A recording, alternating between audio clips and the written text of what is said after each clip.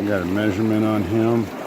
Probably a little short, but it looks like it's about 15 inches. And get him in the water. I don't want to mess around with the weight. I can pretty much estimate this guy.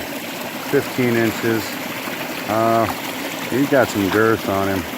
I would estimate this one probably, oh, just by picking him up, I'd say close to 2.5, maybe 2 3/4, possibly even 3. If you look on his back, he's got some marks on him too, from perhaps healing from an eagle claw. Probably got a hold of him.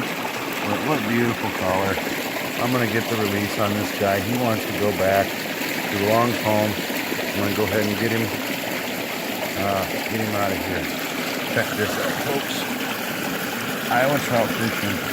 Big ol', another hooked out male brown. Absolutely gorgeous. Gorgeous fish. Here, buddy.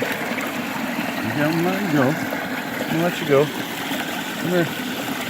There you go. Iowa trout fishing, folks. Woohoo! Yes.